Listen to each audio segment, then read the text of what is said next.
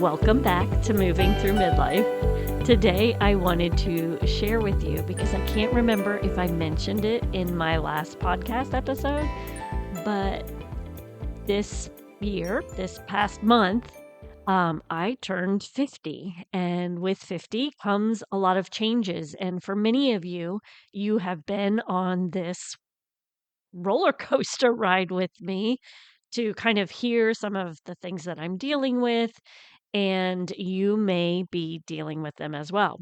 So, I wanted to talk today about this midsection weight gain that we are dealing with in this phase of life.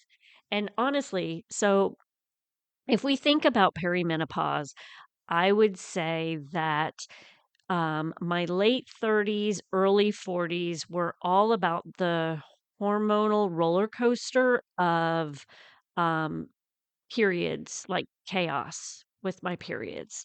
Then once I hit about 46, that started to change. And then that's when I started to deal with more of the things you think about as you start to move towards menopause, which were like the hot flashes. That honestly was the biggest thing. And then missing periods. So that's kind of where that era came through. I also did notice, and you may be noticing this as well.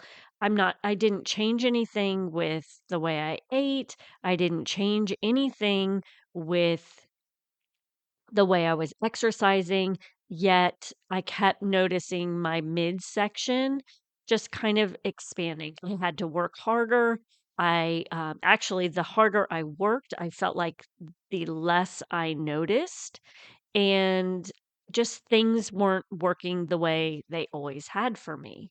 And this is something I also hear a lot for other women in this phase. And now that I'm moving into 50, I'm noticing even a different shift as well. So I wanted to kind of talk to you about this and how common it is, and not really a reason to, it doesn't mean we have to dig deeper and fight harder. We just have to change our approach a little bit. During this perimenopausal phase, we are starting to change in three areas. Actually, there's probably more, but I'm going to focus on these three. So, the first one is the hormonal changes. You are starting to have estrogen declining, and that affects how fat is stored in the body. So, normally, many of us will have more weight in our hips and our thighs. But as you start to lose estrogen, it kind of stores that um, fat in the midsection around the abdominal area rather than the hips and the thighs. I want to make sure that you understand that this is okay, because as estrogen declines, your body is basically trying to hold on to the estrogen however it can. And estrogen is held in fat. So it is like kind of protecting you for what's to come in the way of the loss of estrogen. Now, we don't look at it that way, but it is a protective survival type thing with your body. So it's okay that you don't have that well defined abs in your late 40s, early 50s, because just think of it as your body's trying to keep you safe and make sure that you have enough estrogen to continue, because estrogen is huge for our health, and it's trying to store it however it can. The other reason we get that midsection weight gain is cortisol. So that is the stress hormone. We should know that. And it plays a bigger role in fat storage during perimenopause and menopause. Just because we're more in that fight or flight all the time. And which is why the exercise program you've always done may not be working anymore because exercise creates a natural cortisol response in the body. And when you are dealing with all these other cortisol responses in the body, because of the hormones, it actually identifies exercise as a stress. And that is why you might notice, even though you're doing all these workouts, and you may notice even when you do more workouts, it gets worse. So that has to do with the cortisol response. The second thing is muscle loss. So, as we get older, we naturally go through sarcopenia. This is age related muscle loss. It is natural. That is why we encourage you to pick up weight. So, you're trying to hold on to that muscle as long as possible. Muscle helps keep you from being too fragile in your old age. So, you want to try to keep the muscle to support the bones as long as possible. But in midlife, it starts to accelerate. And when we have muscle loss, it means we're going to have a slower metabolism, which obviously makes it easier to store fat. So, uses glycogen, which is like sugar. So, if you aren't, and if you have less muscle, that glycogen gets stored as fat. So you end up having to change the way you eat to handle this. And then the third thing is your insulin and blood sugar. Midlife changes due to these hormonal changes can lead to more insulin resistance, meaning your body stores more fat around the midsection yet again. So, all of these things that are happening, the declining estrogen, the cortisol increasing, the fact that your muscles are, you're not holding on to the muscle mass like you used to, so you don't have the glycogen being pulled into the muscle, all of these kind of lead into the insulin and blood sugar situations. And you may have noticed, I know for myself, I've noticed like some of the early signs that you're dealing with some of this is going to be unable to drink alcohol like you used to. You may notice different effects from sugar. You may notice more of this weird blood sugary type thing. It's usually has to do with your blood sugar dropping, is where you might feel like you're almost drunk, like this brain fog that they talk about, this fogginess, this the best way to describe it is you almost feel like you're drunk, and that has to do with your blood sugar as well. So all of these changes are now affecting your physiology, which is changing that midsection. So my goal is to help you find some balance in your life so that you're not looking at that in such a terrible way, and hopefully be able to provide you with some ideas of what you can do to help you feel a little bit more comfortable with how your body's changing and support it along this menopausal journey that you may be on. So, the first thing you need to know is crunches aren't the answer. Spot reducing isn't possible. Crunches alone aren't going to burn the belly fat. Um, what you need to work on is learning how to work into your deeper core muscles. So, your transverse abdominis muscles. These are usually underactive in midlife, and this is going to affect your posture, stability, digestion, pelvic floor health, all of it. So, what we've got to work on first, instead of crunches, is learning how to breathe, learning how to sit properly so that our deep core muscles are staying active. Um, and overdoing traditional ab exercises could be making all of this worse if you don't know how to fire on your deep core muscles. One thing I think is wonderful for women in midlife is the Pilates style exercises. I do want to caveat that though with, if you aren't learning how to use your deep core, before you start these Pilates programs, then that could create a problem, because your pressure within your midsection, if you're pushing out, you're creating diastasis recti, DR, or split abs, or could be possibly dealing with pelvic floor dysfunction. So we want to make sure that, one, we either learn how to, you know, work on strengthening these deep core muscles, or spend time with Pilates instructors, or in studios where you can work with someone or a personal trainer who's trained in core exercise, who can help you find those muscles, um, before you start those programs. And I will always encourage people, um, if you feel like you have a disconnect within your body, I would say take a few sessions with a trainer. A good trainer will try to get you to where you don't continue to need them month after month after month. Um, they should be providing you with a foundation so that you can then move on to work on your own. And if you're interested and need help, reach out to me. I don't currently offer personal training, but if you were interested, I'm not going to say no. My goal is to help you. So just you would need to email me, Courtney at formfitonline.com, and let me know you're interested, and I'll figure something out for you. Okay, the other thing is the nervous system connection. And this is something that for myself was the hardest thing to get control of.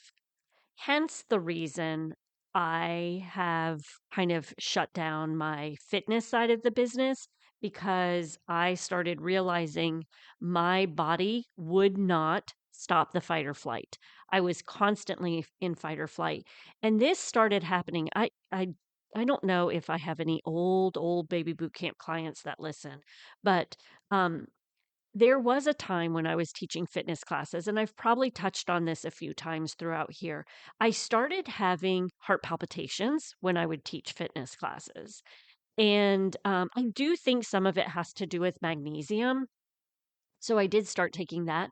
But I do think as well, I was not nourishing my body properly before I would teach these classes. And I think my body was completely and utterly run down from having three kids, running around constantly, and not supporting my body with nutritious, healthy food.